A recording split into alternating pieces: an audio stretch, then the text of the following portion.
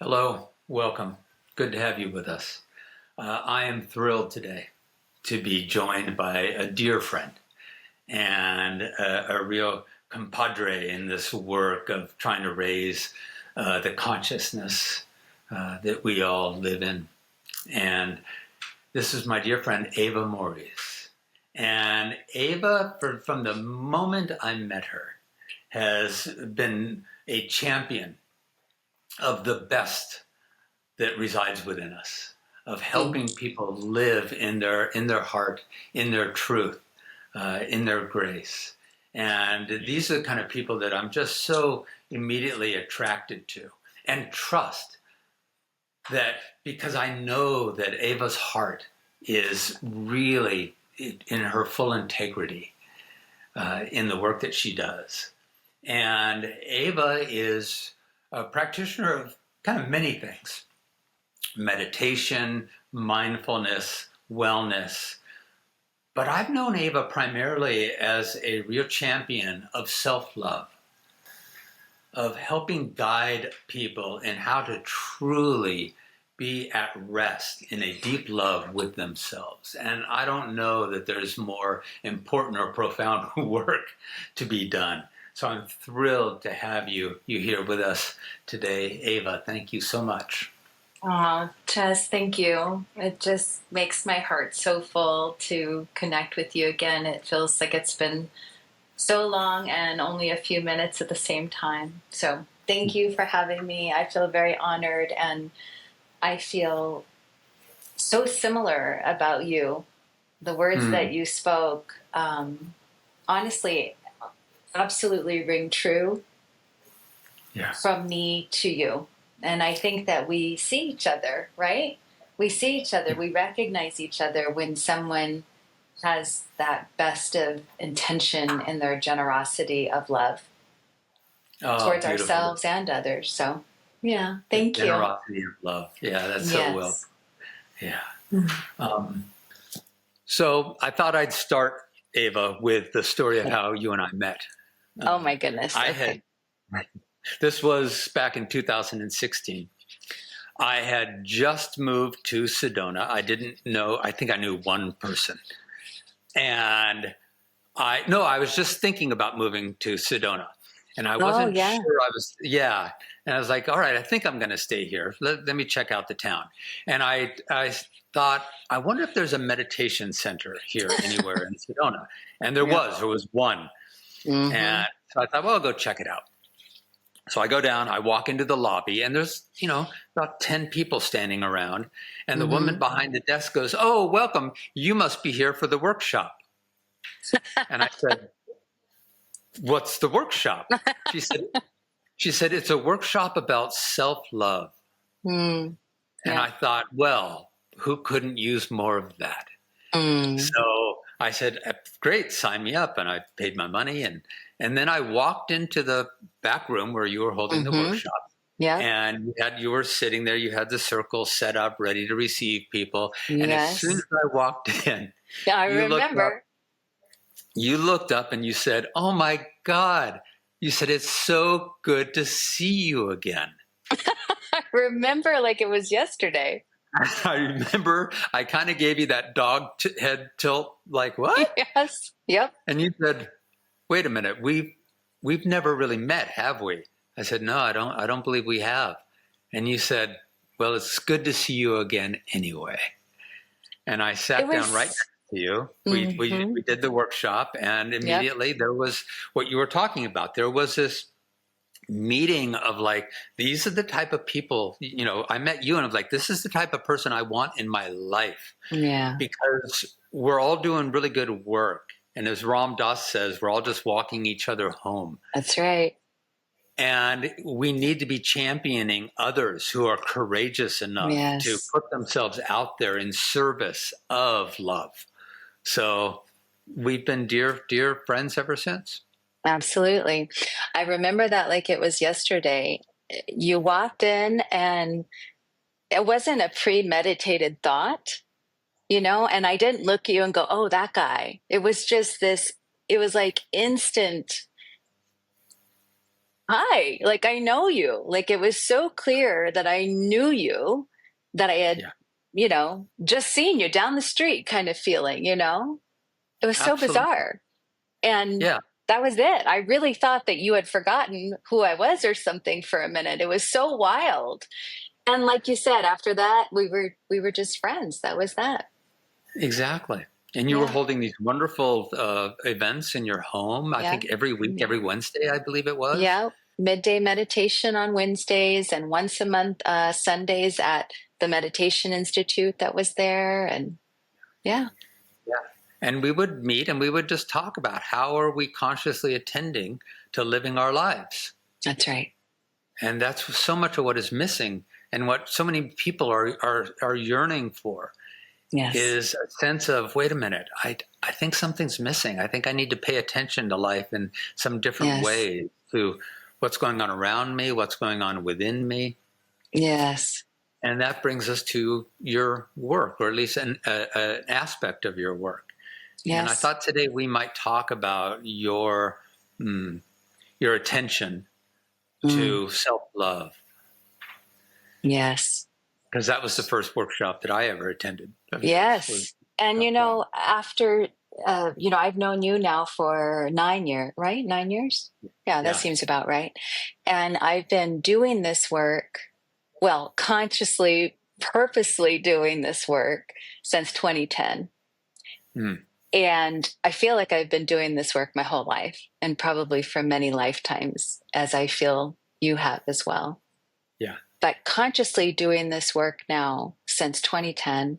And when I first started talking about the concept of self love, I was told by more than one person that I shouldn't use that term, Mm, that it was going to upset people and trigger people, and that people would think that it's a selfish term.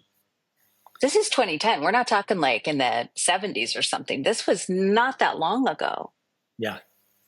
And, people would make suggestions, call it self-worth, call it self-respect, but you shouldn't say self-love. It was mind-boggling to me.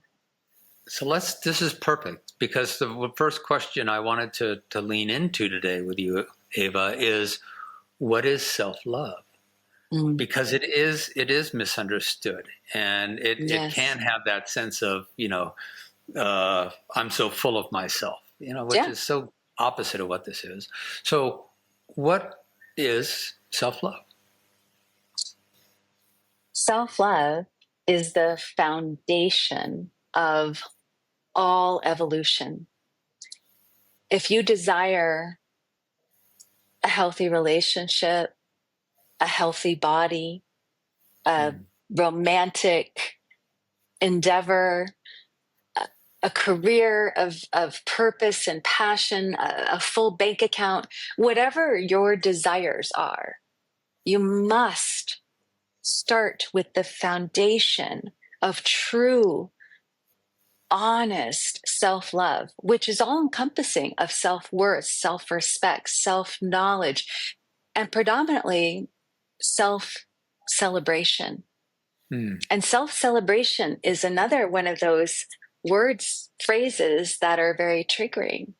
So, in order to achieve all the desires that every human being has, this foundation of truly caring and loving yourself is most important. And it's why so many people block their desires. So many people can name what they want, but cannot receive what they want because they do not feel deserving. That's what self love is, to mm. feel deserving of that which you desire. And you and I have talked about the practices of learning to love ourselves. And we could definitely talk about that today. But the key that I think that we share this premise very much so, you can admire and desire anybody. You can admire somebody you hear on social media, and God knows you can desire somebody that you've seen one time, on the TV. And admiration and desire is a dime a dozen. But to love somebody, you must know them. You must have information and knowledge about who they are. Think about the person you love the most. Don't edit it. Just let them come to mind. You know that person really well, undeniably. And what I love about this, Eva, is I think where people get stuck, especially when you talk about celebration, is they get stuck on, oh, you're loving all the good stuff. You're putting yourself up on a pedestal and you're just promoting and shining just all the shiny parts of yourself. And you use the word foundation. And I think that is so critical. The foundation of acceptance and allowing and loving. And I know of your work, what you're really talking about is loving all of you. Yes. Right? Accepting absolutely all of you. All and of if you. I truly love somebody and they start to show me some of their shadow because they're human. Yep. And I then, especially if it's just a foible, they're not being abusive toward me. It's just, a dynamic of themselves. It is, wounded. If they start to show me some of their wounded and I start to love them less because of their wounding, there's a 100% chance that I'm doing that to myself as well. And so I don't really know what love is in that regard. So well put. Absolutely. I have found in the, couple of decades I've been on Earth that that the deeper the understanding of our wounds, our traumas that we've all experienced, nobody gets out of here without them. When we start exploring and unwrapping those things, the love can go deeper, so much so. A person that isn't yet able to fully love and accept who they are, where they are right now, is most likely just unexamined, hasn't had the full opportunity or hasn't awakened to the full capacity to discover who they are. Yes? And have most likely been taught the exact opposite. Yeah. Feel shame, feel guilt. I know that in my part of my wounding growing up was I was suffering the illusion that in order to be acceptable, I had to be exceptional. And anything short of exceptional was not acceptable.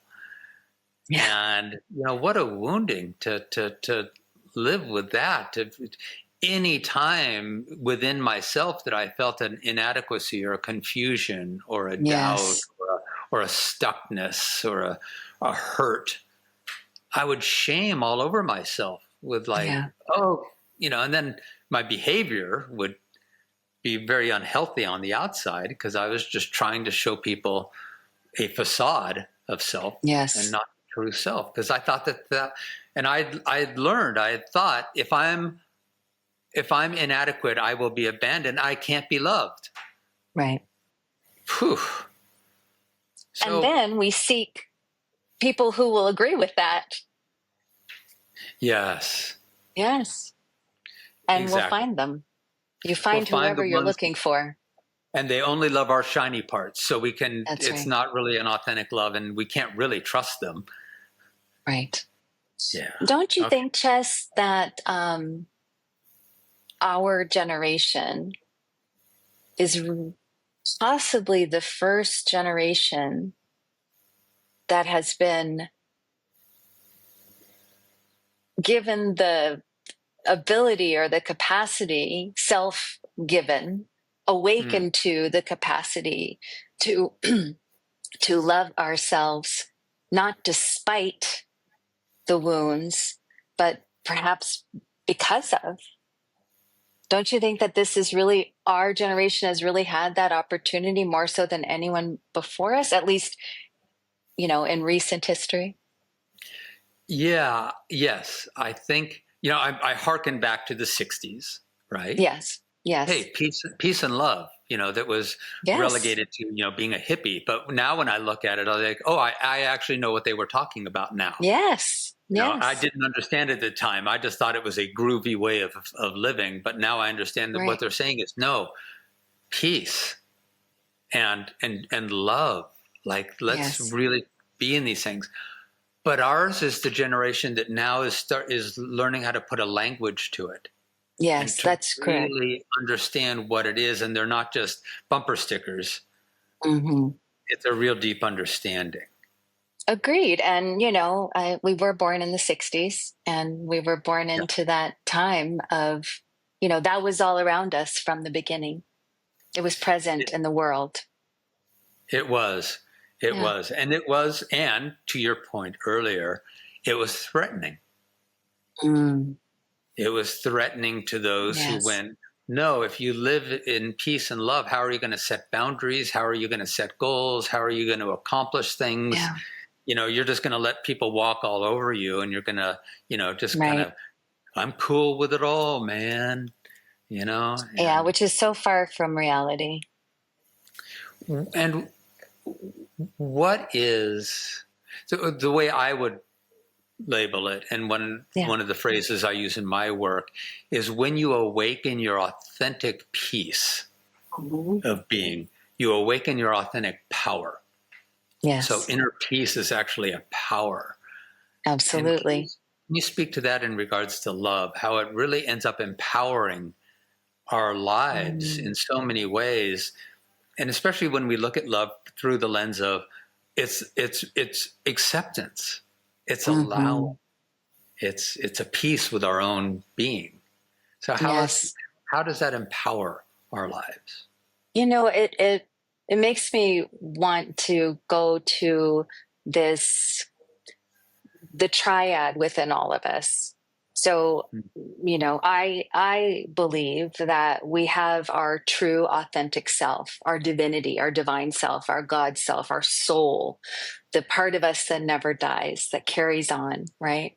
And Yes. that part of us is alive and well in every human being, but often overshadowed and overrode by the ego, the necessary part of every human being in order to be a human being, in order to survive. The ego is our fear and often our adversary, but it keeps us human.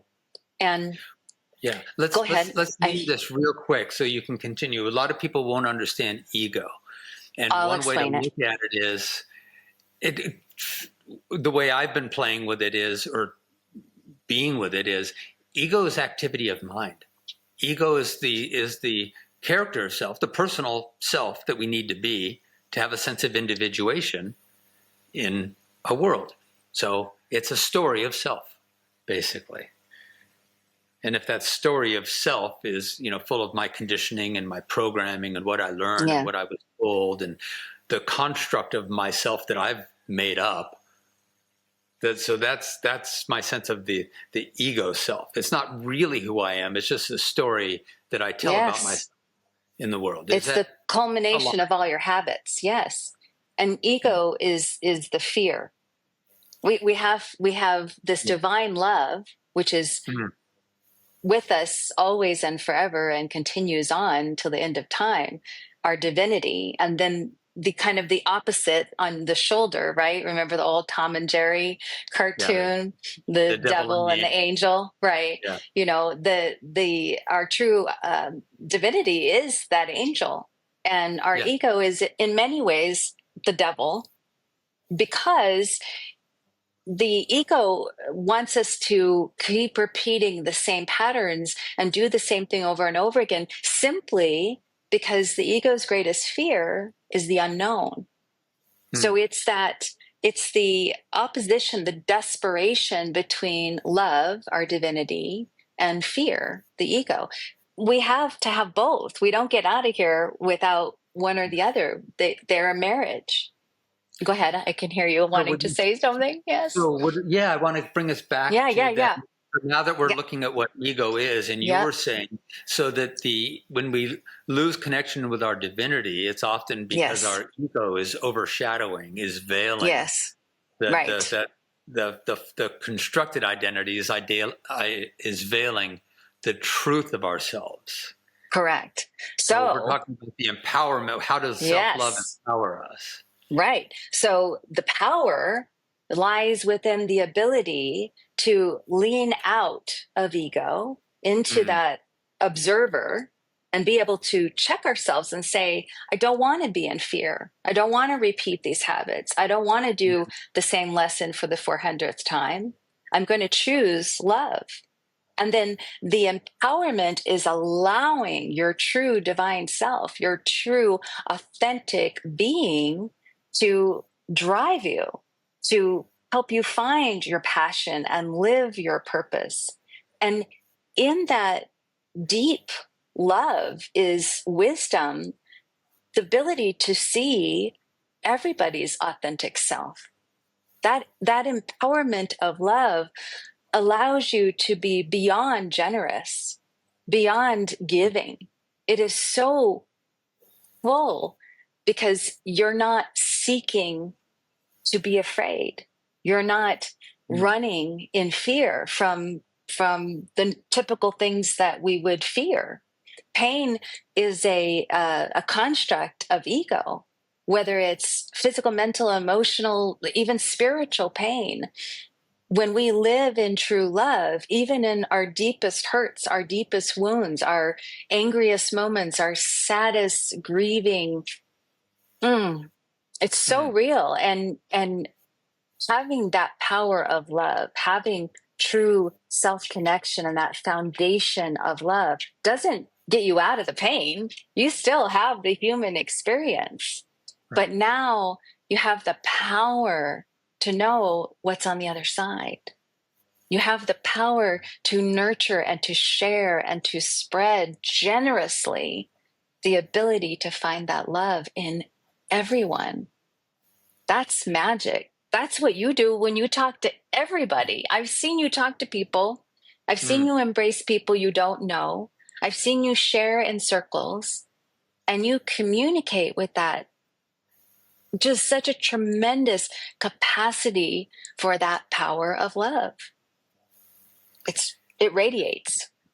Yeah. I look back on a lot of that. And it's a little bit different now. That love is still there clearly, but it was driven a little bit more in the past of just that empathy of I knew how painful it felt to not love myself. And so Mm, I wanted to give people as much love as I could because I knew how good love felt. sure. You know, like if I'm still struggling to give it to myself, at least I can maybe give it to others and they can feel good. Well, what I Yeah. love about this, Ava, is it's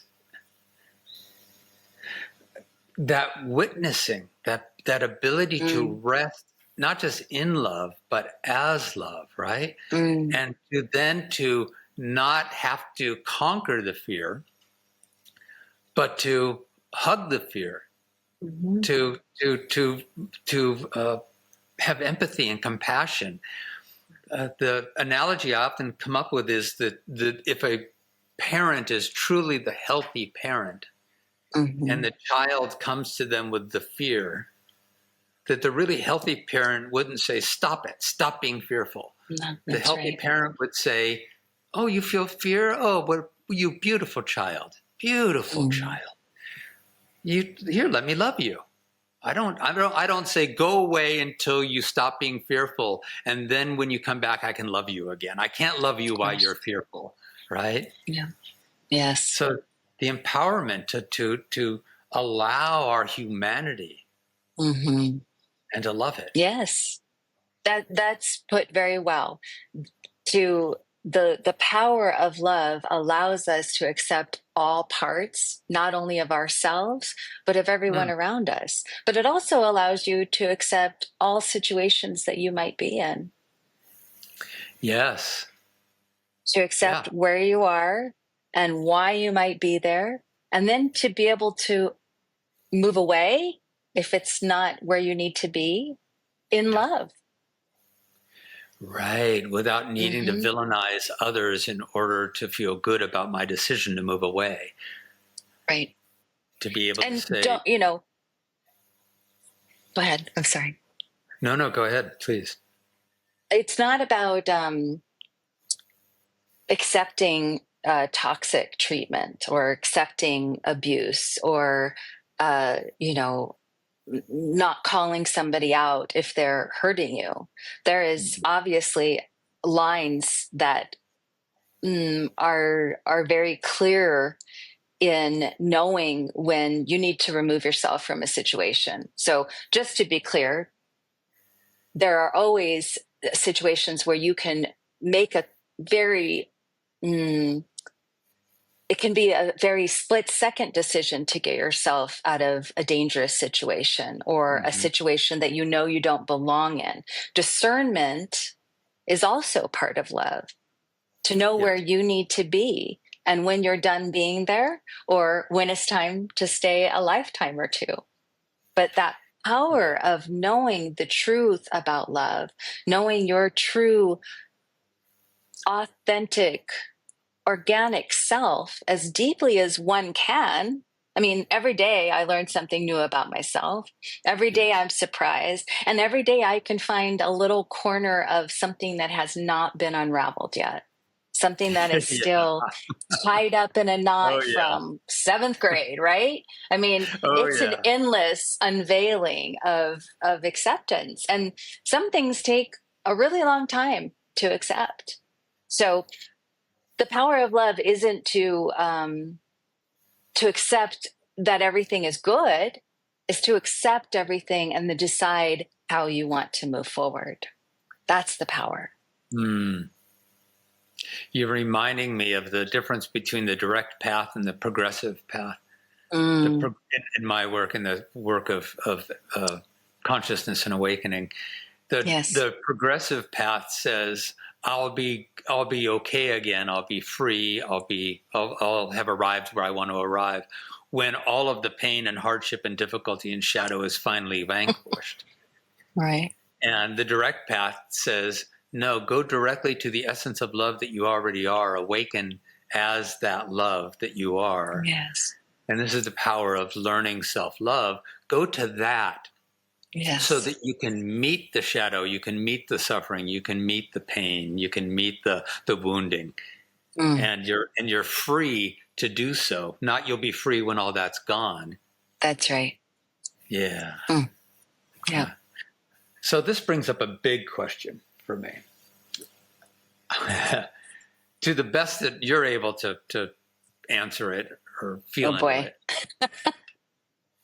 How's that for a lead in? No pressure. Go on.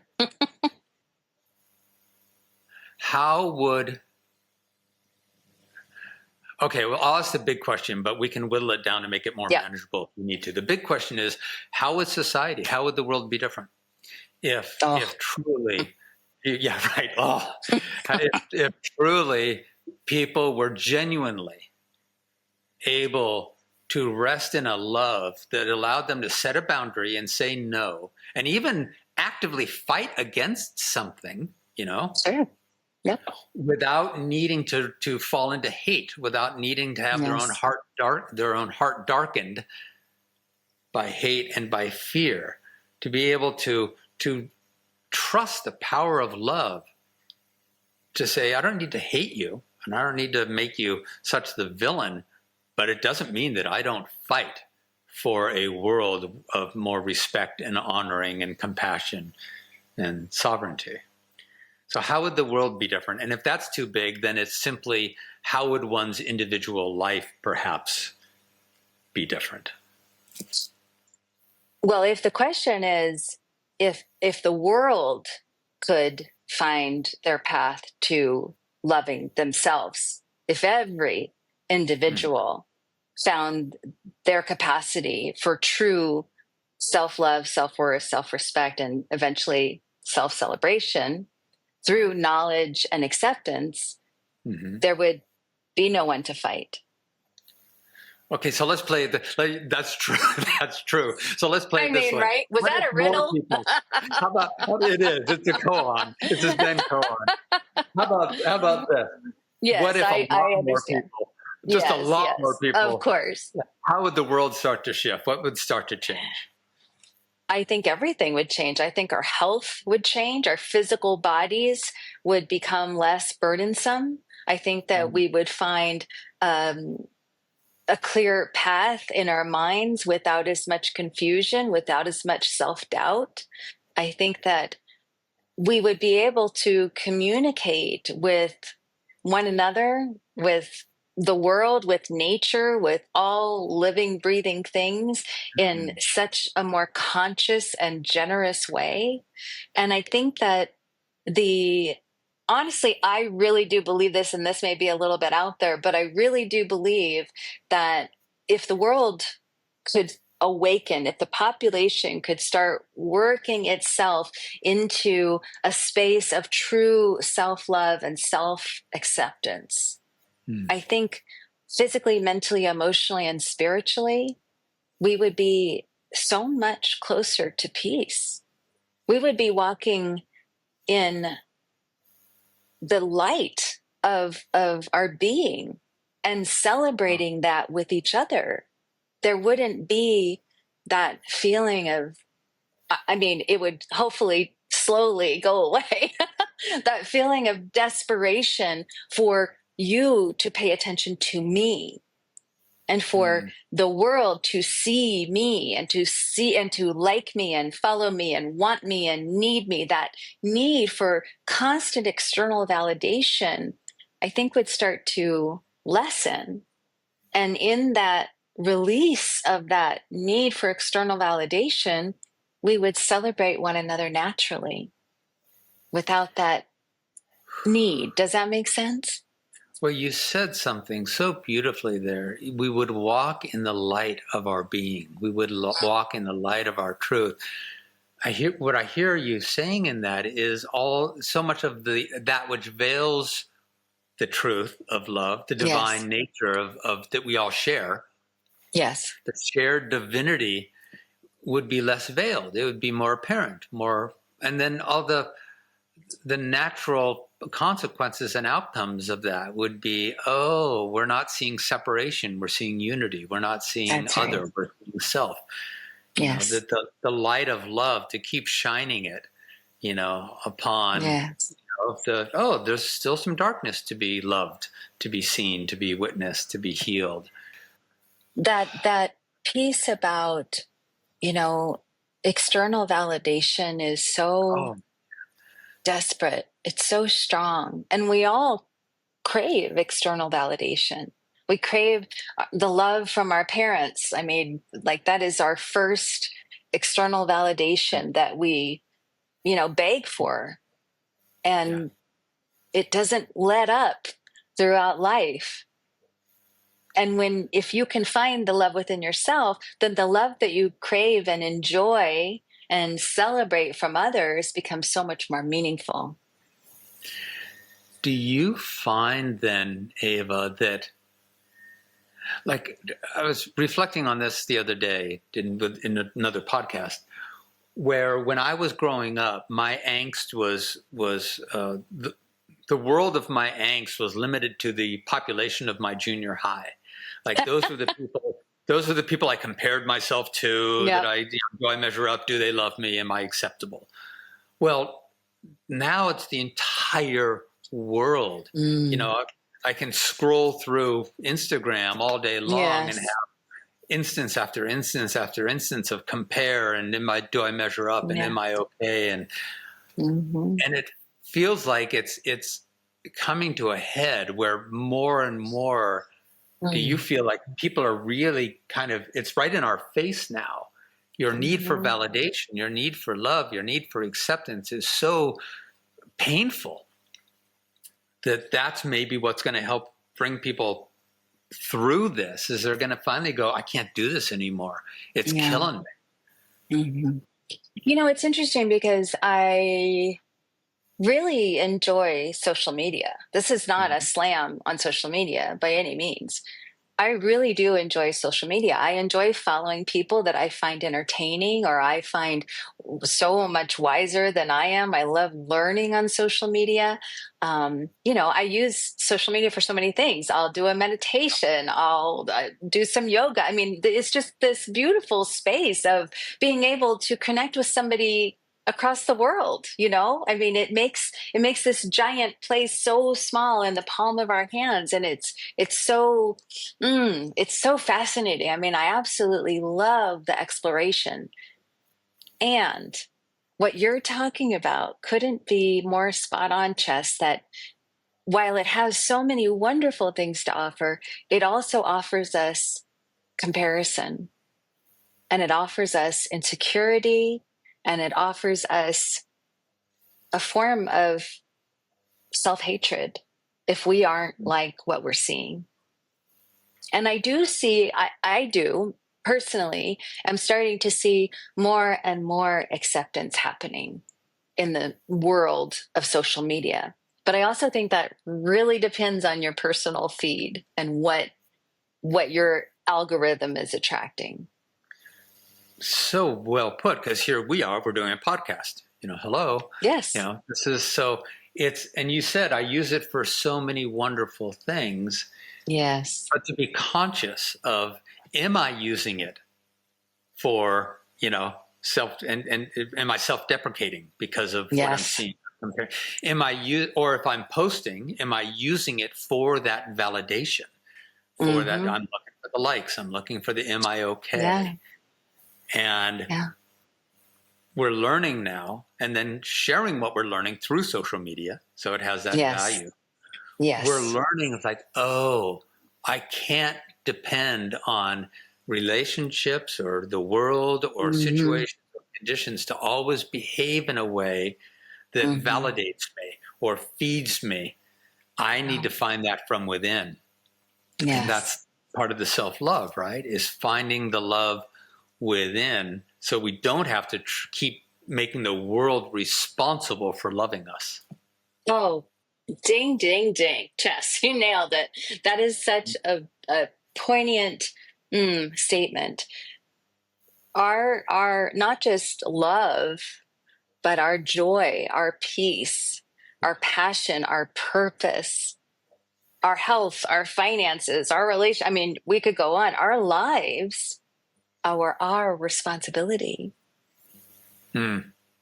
Our level of joy, our level of the ability to accept love is ours. We have to take accountability for that and stop pointing to other people to make us feel the way we desire to feel. That's self-love. So I know that in your guidance, in your teaching, in your way of sharing the path of self-love, yes, you have tools. Right? Yes, because I do. we're talking about the value of self-love, and yes, okay, I need to stop making the world and everything external responsible for my sense of peace and love and divinity. Oh, I need to find that within. All right, well, how the heck do I do that? Yeah, I thought you'd never ask. Well, the indigenous medicine wheel gives us the 4 bodies: physical, mental, emotional, and spiritual bodies. That's across the board. Every human being gets all 4 bodies. We all get to enjoy them. What I have found in my years of private practice, all the retreats, all the workshops, all the one-on-one clients that I have had over the years, we have to look at it from a very simple perspective and a very systematic process that we can bite off small chunks every day. So you have habits that you do every single day. We all do. Everybody, gets up, goes pee, brushes their teeth, makes the coffee, whatever the ritual is in the morning. What I suggest to my clients is that they start the morning with nurturing their bodies right away. So I think it was Deepak Chopra, you probably remember. I think it was Deepak Chopra that said RPM, Rise, pee, meditate. Oh, Never I'd going to never forget heard that. that. Never going to forget that. RPM, rise, pee, Yeah. meditate. Staying within that is keeping the subconscious mind as present as possible. So just doing what you have to do to be able to stay in your conscious, awake, basically, but still connected to the subconscious. So rise, pee, sit down, meditate. We could talk all day long about meditation, whatever that looks like for you. I mean, I think there's a lot of ways to meditate. I'm not a stickler about how you meditate. Mhm. Meditate, breathe, count your breath. I don't care. First thing in the morning. Go ahead. So what I heard in that, Eva, is Yes. that if I don't, what's the mechanism that's immediately going to take over? It's going to be the habit of self that is seeking, okay, what do I need to do today to get loved? What do I Yes. need to do today to get validated? What do I need to do today to get seen? You know, if I don't Yes. purposefully bring my attention to the consciousness of my being, Yes. then it's the ego self that's going to run the show all day long. 100%. And what do most people do first thing in the morning? We start scrolling. It's the very first Oh thing. my God. A lot of people before they even get out of bed. Yes. I've been guilty of it. The I alarm have. wakes you off and you're like, oh, I have a text. Oh, I have an email. Oh, I want to see what my Instagram posts look like. And the next thing you know, it's a half hour later and you haven't moved your body, but your brain has already been triggered in 1,000 different directions. So this is the Yeah. hardest thing I ask my clients to do. Wake up, meditate right away. Stay in that subconscious dreamy state as much as you can. Get your meditation in before anything else. I know this might turn some people off, but I meditate before I brush my teeth. And the reason why is because as soon as I brush my teeth, that is my brain's trigger that I'm awake now.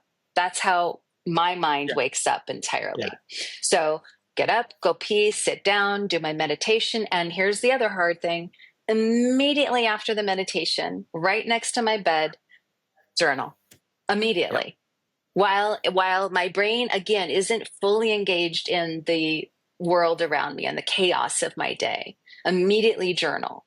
So right away, I've nurtured my mental body with journaling and my spiritual connection with meditation.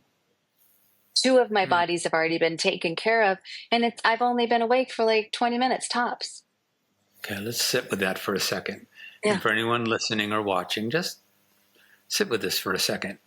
We're talking about not immediately waking up into the habitual egoic nature of being, and to consciously be present to your full dimensionality in some different ways through meditation. And then what I love about the journaling, I journal every morning, and it's kind of a meditative journal dance. And what I love about it is I've come to recognize, Eva, that I can't actually hold a conversation in my head that is congruent. It's like I'll have a thought and then I've got the new thought, and the new thought crowds out the old thought. And now I'm thinking about this, and wait, what am I thinking about again? To hold a more contemplative process, I need to write it out, so I can write it out and see what I've written, and okay, now what do I think about that, and what does that bring up within me, and sit with that. Oh, that brings up this, and I write the next thing. It allows me to kind of hold a conversation in a more congruent way. Does that resonate?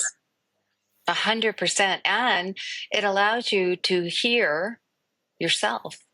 Yes.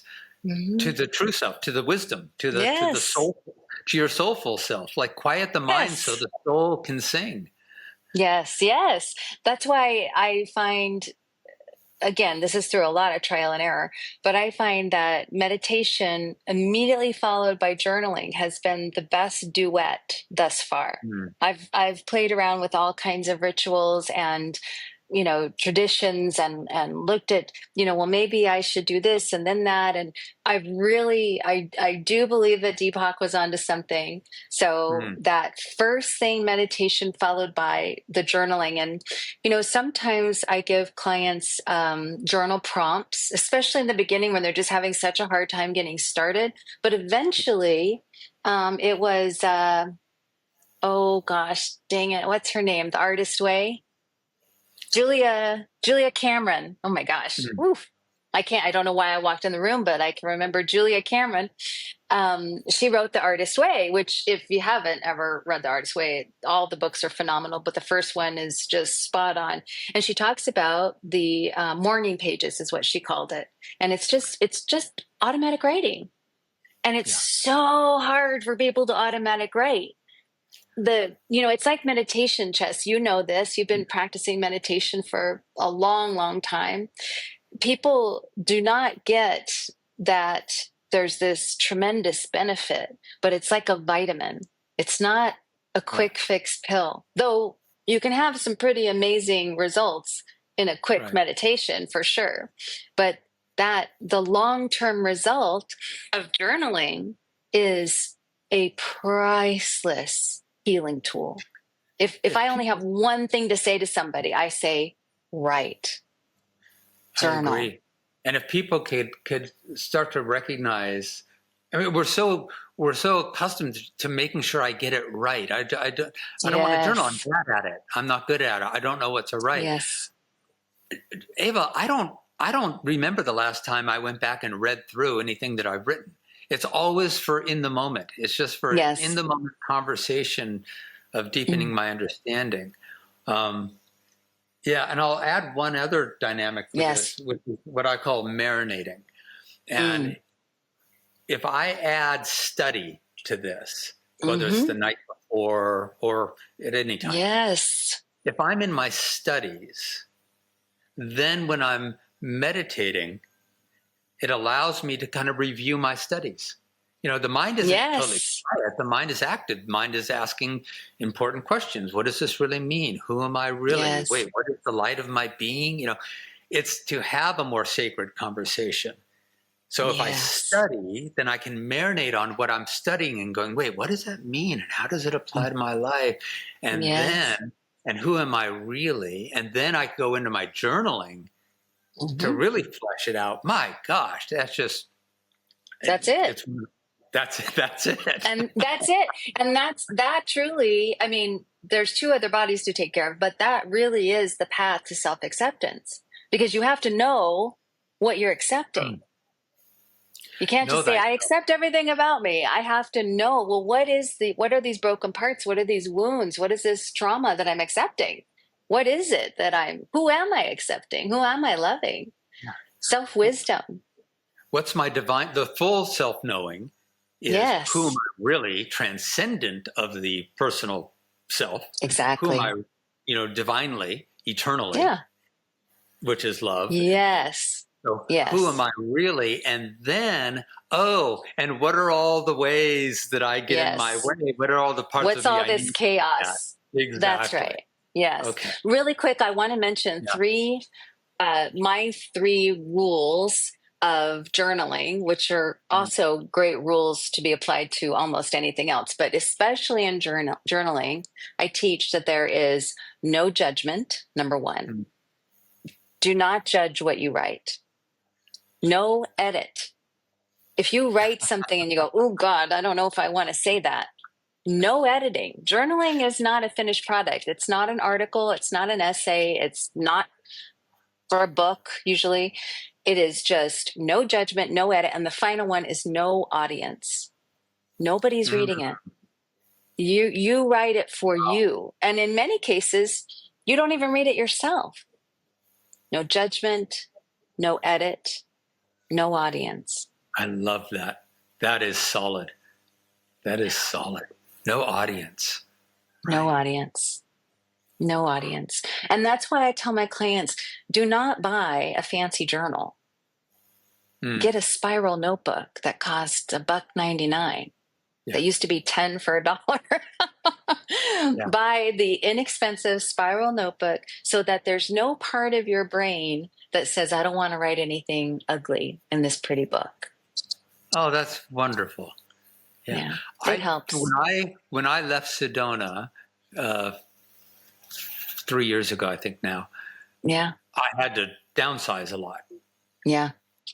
I went through my garage and I found boxes Mm. of journals. I've been journaling since I was in high school. Yeah. Yeah. I threw them all away. Oh, wow. Wow. You are further evolved than I am.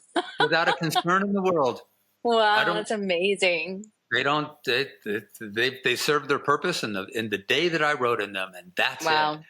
it. Love that. Love Yeah, that. it felt really good.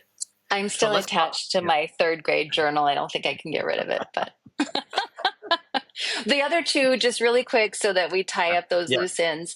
So we talked about meditation for the spiritual body, journaling for the mental body. The physical body is obviously movement, proper nourishment, breathing exercises. You don't have to work you don't have to move your body to exhaustion, just to exhilaration. And when you move your body, if you can shift the perception of, I want to look a certain way or I want to feel a certain way, to I'm moving my body for the experience of moving my body. And I am moving my body so that I can release all these stored energies, all these imprints of my life that I no longer need. I can move them, sweat them out, release them, let go of those imprints. You know, that great book, The Body Keeps Score, talks a lot about that. Yes, and letting go of those negative imprints and then welcoming in the new experiences. So body movement is pretty simple for the physical body. And last but not least, I teach about for the emotional body, for our heart health, for our nurturing of our emotions, the highs and lows of this experience, is gratitude. Just simple, good old gratitude. But I do like, especially if somebody is really dealing with low self-worth, low self-esteem, I really want to express that anything that you're grateful for. I'm grateful to you, Chess. I'm grateful for our friendship. And I'm grateful that you asked me to be on your podcast. I mean, it was such a surprise. So I'm grateful for this actual moment talking to you and everything that led up to this moment, being in this podcast with you. So that's the thing I'm grateful for. Then I'm grateful for who's responsible. Well, that's you, Chess. You invited me to your podcast. But if you take it the third step, so it's the thing, the person that's involved, or the whatever energy that's involved, but the last step of true gratitude that feeds self-love, I'm grateful because I allowed this friendship. I invited our friendship. I said yes to the podcast. I said yes to the capacity that you and I share this wonderful friendship. So everything you can possibly be grateful in your life is really back to you allowing, creating, and flourishing in that gratitude. Everything. You see a beautiful sunset and you pull over and you go, God, I'm so grateful for this sunset. Okay, the sunset's the thing. Well, what created this sunset? I believe that the divine created the sunset. I'm grateful to the divine for creating the sunset. But I pulled over. I stopped. I had the capacity to see the beauty in the sunset. So the gratitude comes back to me. It's not selfish. It gives everybody the props, right? But in the end, it's loving. Yes. I said yes to our friendship. I said yes to the podcast. So I'm not just grateful to you and it. I'm grateful that I said yes. Yeah. That and I really am grateful to you. Thank you. Thank you. Yeah, and I'm so deeply grateful for you in my life. And I love it now. And then adding to that, and I'm so grateful that I have lived a life that would invite such a friendship.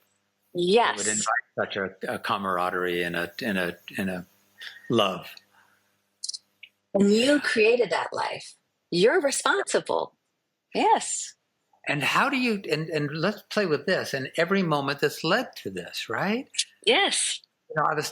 Really, when we come to a place of self-acceptance, I find that there's something that says, so would I change anything? Like the years of anxiety that I struggled with, the years of keeping my heart closed, would I take those back? And I wouldn't. I wouldn't, because they taught me courage. They taught me to without a really big shadow, I couldn't have learned true courage. That's right. So yeah, to be grateful for all of it, for the Dharma, for the full path. Yes. Yes.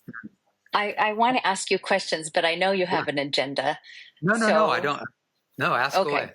I wanted to ask you, we were talking about, self-love and the judgment that people have around just the term self-love, right? And how it can be misconstrued. Do you feel that there's a difference in the self-love perception for men?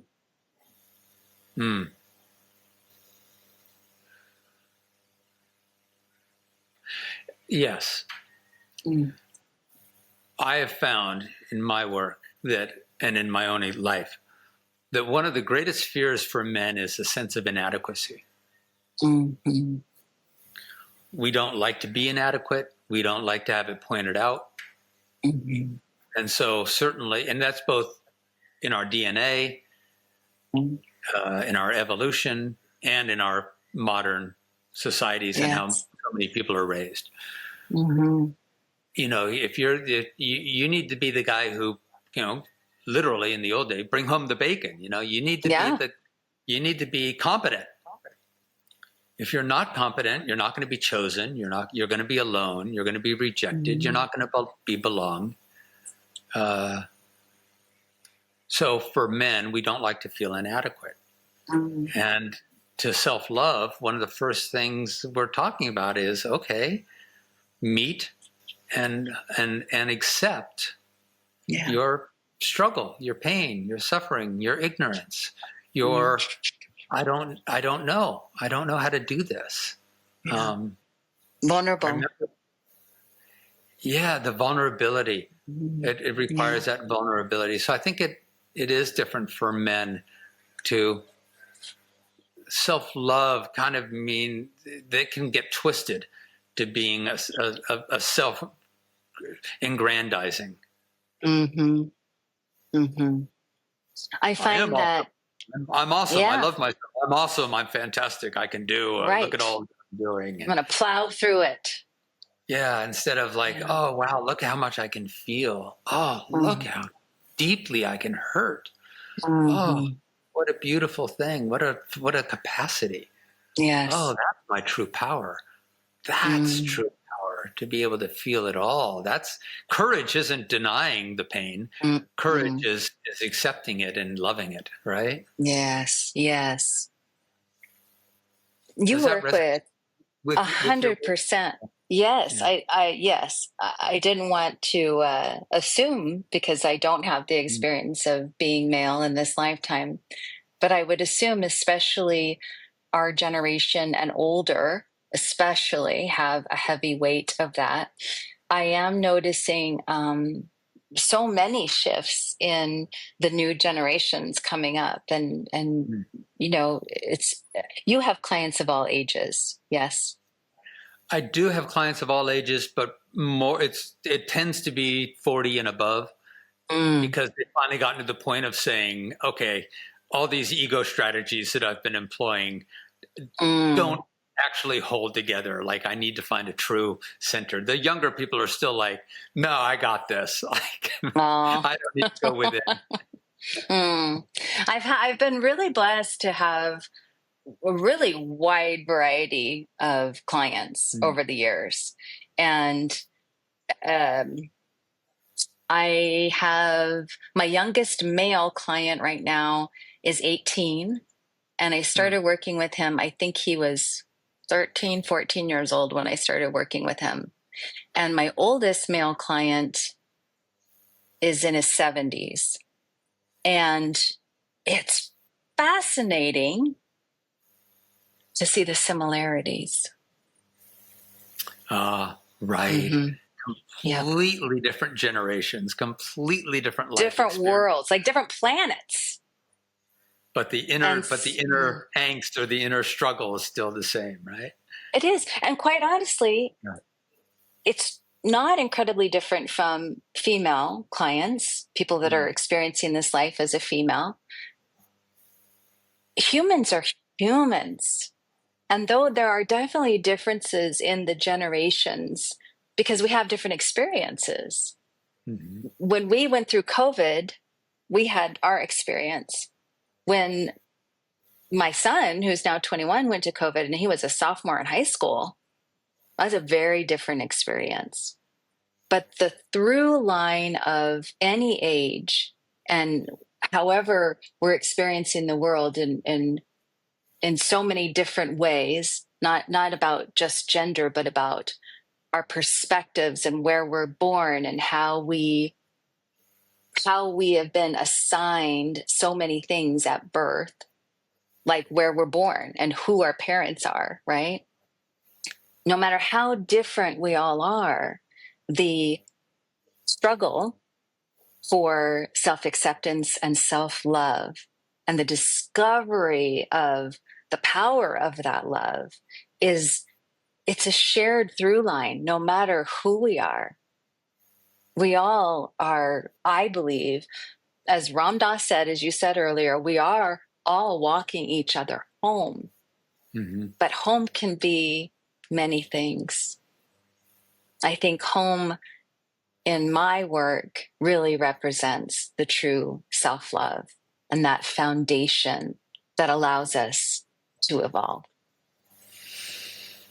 Foundation. There's that foundation word again. Yeah, I like that word. It strips it all down. It says, look, there's so many ways we can live this life. There's so many opportunities and dynamics and experiences. Let's look at what are the foundations that make it all possible. Yes. And that. Yes. That self-acceptance and self-love is so, it's natural to lose it because when we're young, about 6 months old, the ego starts to develop. And in that moment, the first question is, oh, wait a minute, there's a me, a 5-month-old. I'm separate. Yes. Right. And all of a sudden, one day a baby wakes up and goes, oh, my God, there's a me. This wasn't happening yesterday. All of a sudden, there's a me. I better figure out what me is. Yeah. And they don't have the capacity, typically, to consciously say, oh, I am divinity itself in an individuated, soulful I'm an individuated, soulful expression of divine love. They don't, that's not. So not they usually. say, who am I? Not usually. And so what do? They start to say, well, I better start figuring out who I am. And they start to look for evidence. How does mom treat me? How does dad treat me? What does the world tell me? What does media tell me? And that's the ego construct. So how are we going to self-love when we're kind of immediately in a dream state of ego? And that just keeps building and building and building. And the work that you're doing and that I do in my way is we're helping people break those habitual habits of narrative and of mind, and of identity, and to awaken a truth of being that can then shine itself back and do the healing that needs to be done. Yes. Can I ask another question? I don't know how much more time we have. No, what have you found in your work, in your practice, to be the foundation to help people discover their self-acceptance? What tools do you use? I shared the 4 bodies and how I support my clients through those tools. How do you do that? What do you do to help people discover that? Study. That's one of my foundational tools. Mhm. We can't wing it. We're all just winging it. We wouldn't do anything else like this. We wouldn't learn to play an Mm. instrument or learn a language or learn a Mm. science without study. And here we have this complex Yes. full dimensionality of being a human spiritual being, Mm. and we're paying almost no attention whatsoever to how to do this. Oh, that's so well put. Yes, yes. So study is my probably the primary foundation. I've Mm. got a ebook that I wrote, the 10 foundations, as if there's only Mm. 10, but 10 of them, and It's one a of good them, place to start. a good place to start. The first one is patience. Mm. Okay, this is going to take a while. Yes. Study, know thyself, community, Mm. nourishing environment, Mm-hmm. and nourishing our bodies. Mm. There's another one I've got in there, which is out of the ordinary experiences. And the Ooh. reason that's in there is because I was talking to somebody and we were talking about psychedelic experiences, Mm-hmm. and and meditation, and about how, wow, I tapped into a love. I tapped into this Yeah. incredible peace. I tapped into this clarity and this wisdom and and we're talking about it as it was so wild. It was so Yeah. extraordinary. Right. Right. And we went, oh, this is a problem. The fact that we're talking about these foundational, fundamental things Mm. as extraordinary. Wow. Yeah. Yeah. Yeah. Let's make this is part of why you do what you do and I do what I do, is we're trying to make what people look at as extraordinary or wild Mm-hmm. or difficult just normalized. Yes. There's a wonderful phrase that says enlightenment is not an extraordinary thing. It's simply Mm-mm. living as who you are. That's it. Yes. Yeah. Enlightenment is simply living as who you really are. It's Mm. not an extraordinary thing. But like So most things, it's so easy, it's hard.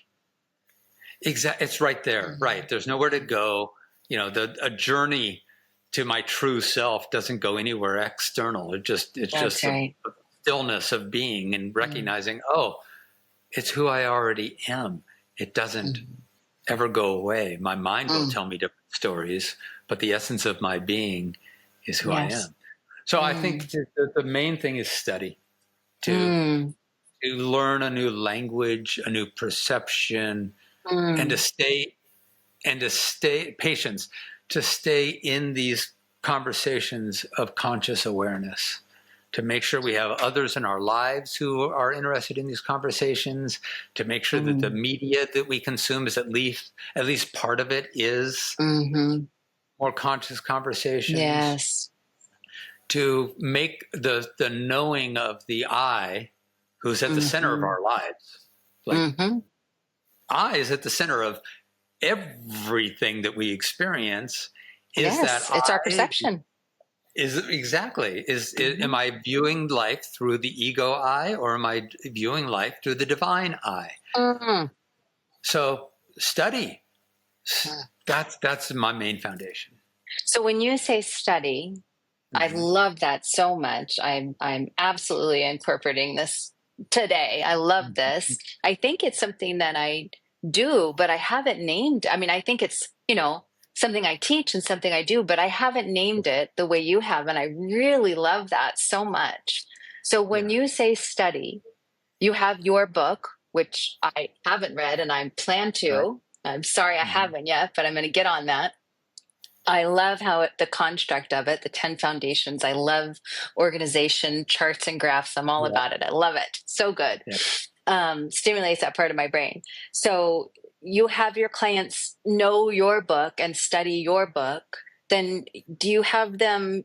Is the other study that you're talking about, are there specific authors that you have them read, or are you talking more about an internal self study?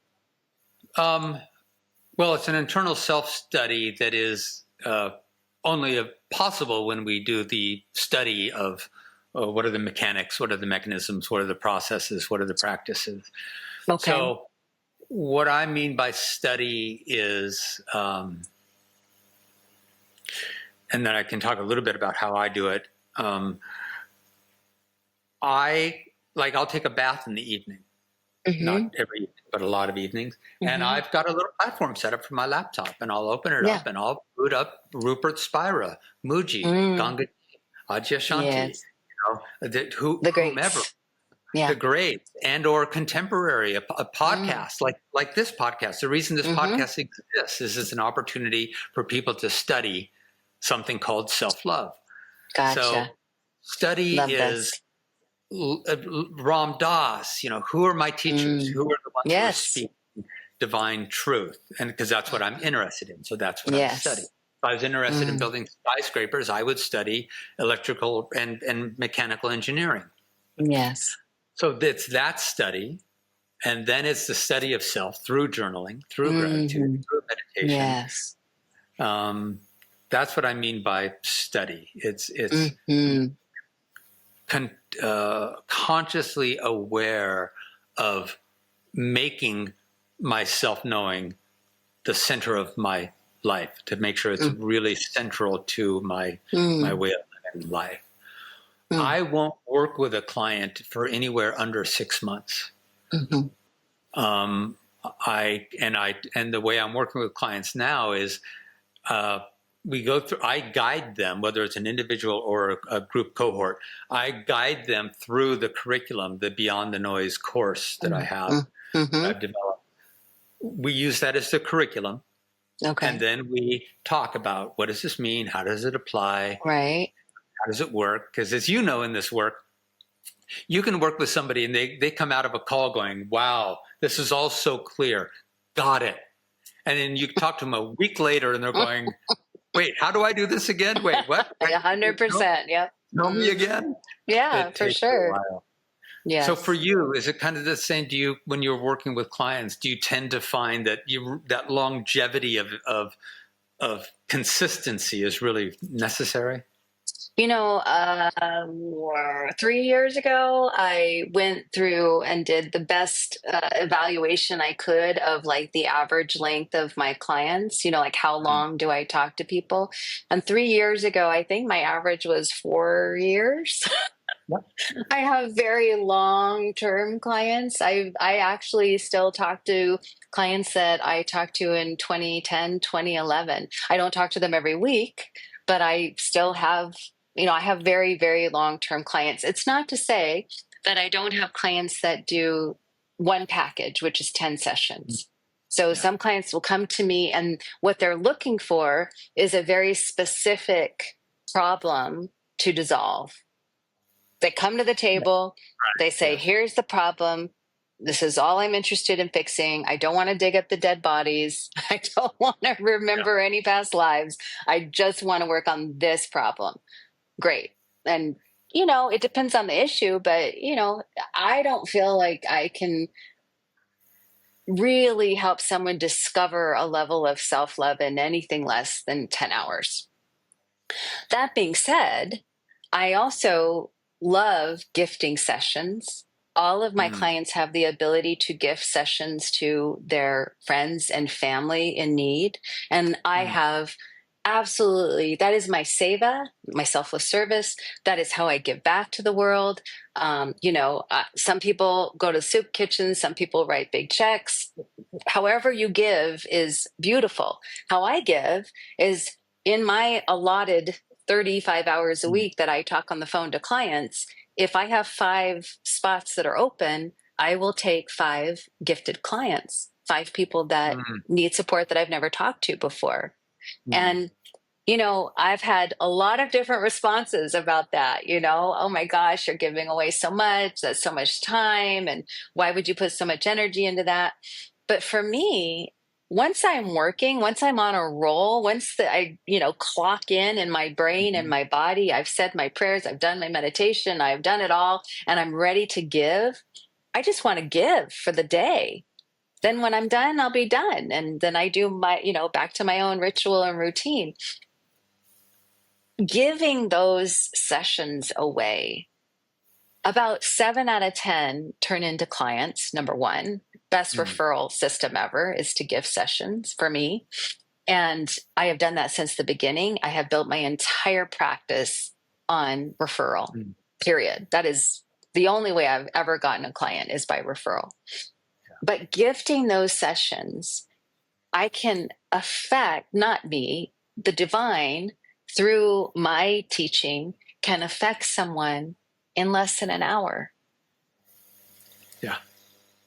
We can Oh, that's affect people beautiful. at the grocery store by smiling at somebody, by reaching, maybe I can't reach the top shelf, but close to the top shelf, having the ability to walk in the light of our being helps others see that it's possible for them to walk in their light of their being. Beautiful.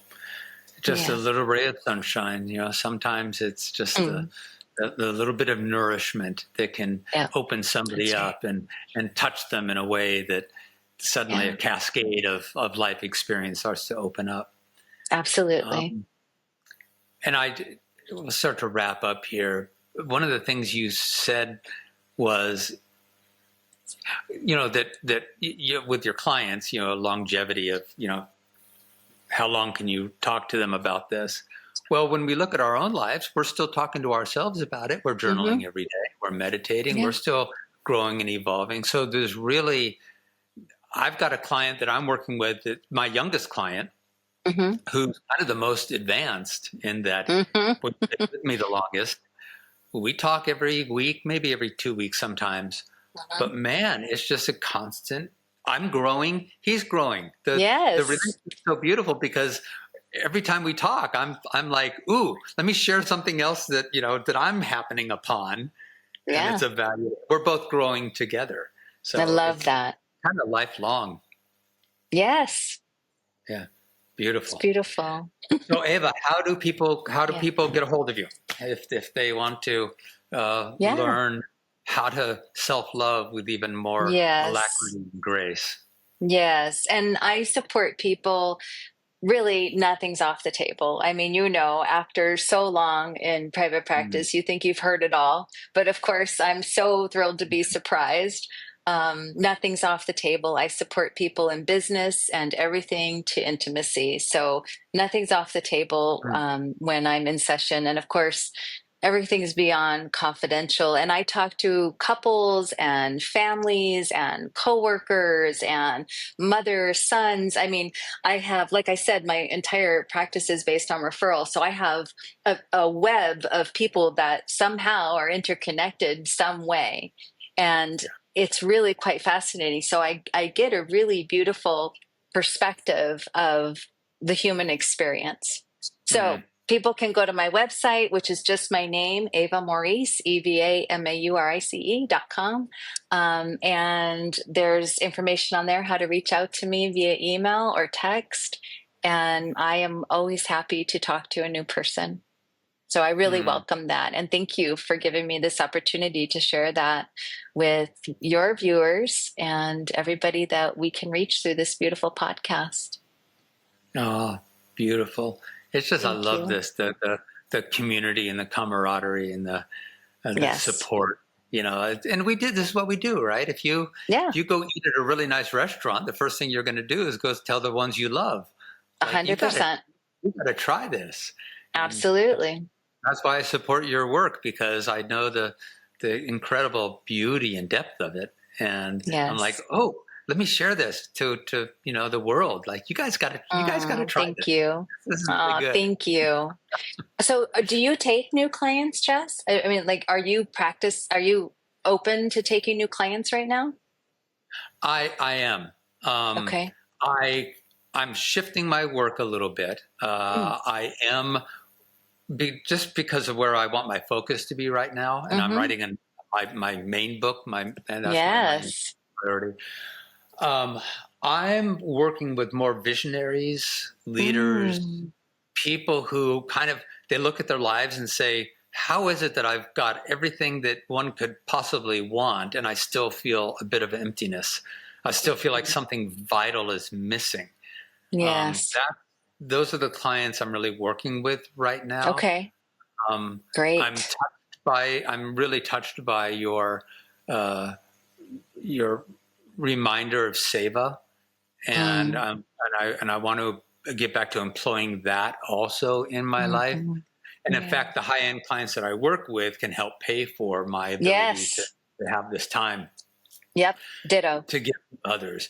But That's so I right. am taking clients on individually. They Okay. tend to be high-end clients, a 6-month package. Uh-huh. That's the minimum that I'll work with Yeah. somebody. And then I'm also putting together a cohort, 14 people, to take a Mm. cohort of people through this body of work, which I'm Ooh. calling the Inner Mastery Advantage Program. Love that. Yeah, That's a great title. Inner Mastery advantage. The Inner Mastery Advantage. IMA. Ooh. IMA. IMA, baby. I love that. That's great. Okay. This is good to know.